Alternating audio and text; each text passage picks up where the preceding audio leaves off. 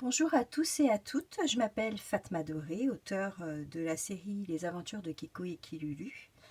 Vous pouvez aussi découvrir mon action autour de la lecture à travers l'émission La Maison des Maternelles du 27 novembre dernier en tapant les lectures de Fatma.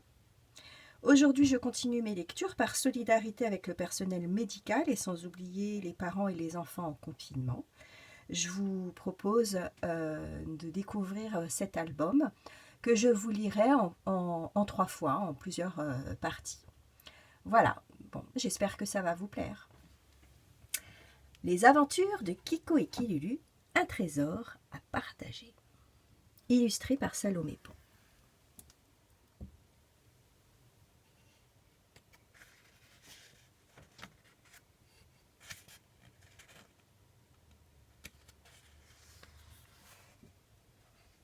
Les aventures de Kiko et Kilulu.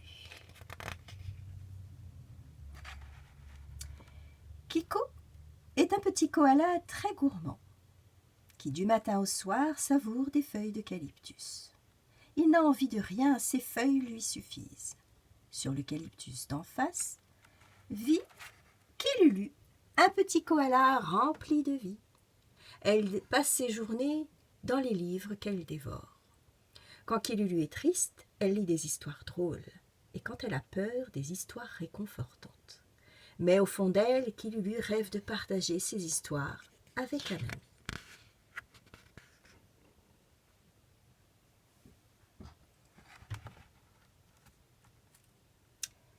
Kilulu a remarqué Kiko, son voisin. Elle a bien tenté plusieurs stratagèmes pour devenir son amie, mais en vain. « Bonjour, je m'appelle Kilulu, j'habite juste en face. Ça te dit une petite histoire? Tu verras, c'est sympa. » Pas de réponse. Alors elle s'installe sur la branche au plus près et entame sa lecture. De temps en temps, elle le regarde discrètement, mais il reste impassible. Elle achève son histoire et toujours rien. Alors que Kilulu répète inlassablement ses tentatives pour partager sa passion pour la lecture avec Kiko, celui-ci fait mine d'être complètement désintéressé. En réalité, il apprécie de la voir arriver chaque jour un livre sous le bras. Il découvre un nouveau plaisir, celui de voyager à travers les histoires, surtout que Kilulu sait mettre en scène les personnages de ses lectures. Une autre fois, Kilulu remarque un étrange insecte. « Oh, regarde, il est rigolo cet insecte, tu ne trouves pas ?» Encore une fois, pas de réponse. Quand Kilulu s'adresse à Kiko, celui-ci se plonge dans ses feuilles d'eucalyptus. Et quand elle regarde l'étrange insecte, Kiko en profite pour les regarder, elle et l'insecte, tour à tour, furtivement. Il ne veut vraiment pas croiser le regard de Kilulu.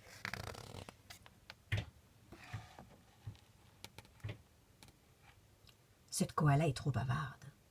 Elle a trop la bougeotte, pense Kiko.